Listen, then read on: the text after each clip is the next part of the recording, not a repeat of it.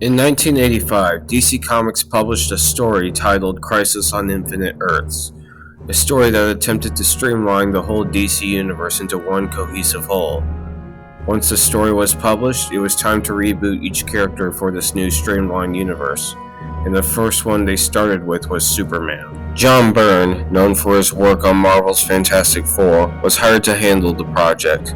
In the previous decades, Superman had been so overpowered that it was beginning to get difficult to tell stories about him. It got so ridiculous that he ended up being able to move planets with ease. Byrne decided to depower the hero to a certain extent, without removing too many of his iconic abilities. He got rid of the unnecessary ones and lessened the ones he wanted to keep.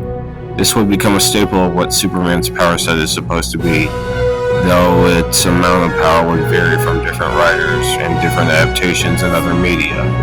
Perhaps the best change in the series was the making of Clark Kent as the real person and Superman as the guy he pretends to be.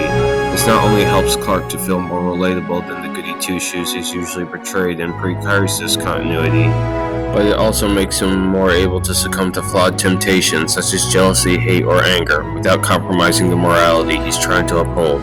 In addition to that, Clark isn't portrayed as a clumsy oaf like in the Reeves movies. He's a nice guy, sure, but he's not a George McFly either. He's a guy with small-town values living in a big city that doesn't understand them. Byrne's handle on the other characters, such as Lois and Luthor, is handled with care too. Lois is very feisty and a bit of a firecracker. She's flawed, but not so much so to the point of unlikability. Matter of fact, when Clark pretends to get hurt by terrorists only to get thrown into the ocean so he can change to Superman, she shows genuine concern for him and his well-being. Now, while it might be hard for us young folks to picture a Lex Luthor who isn't a businessman, back then he wasn't.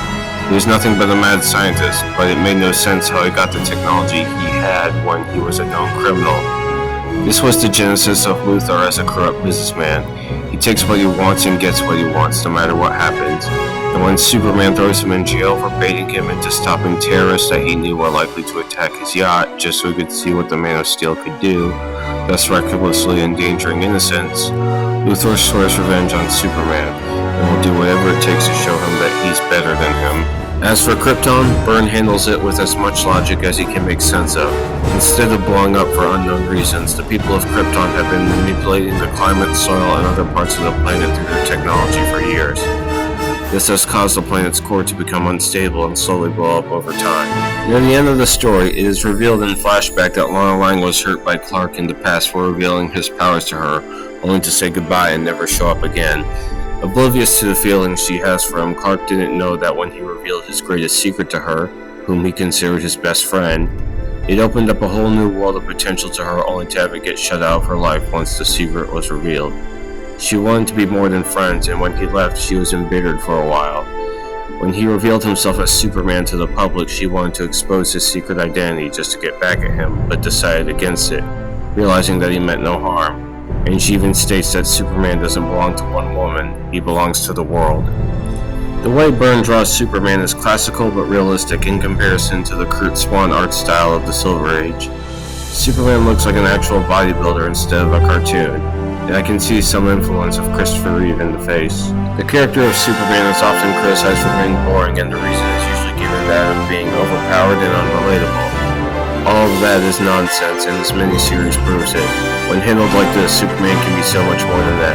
Not a god alien who happens to be a flawless hero, but a person like you or I who just happens to have powers that surpass us but doesn't let it get to his head.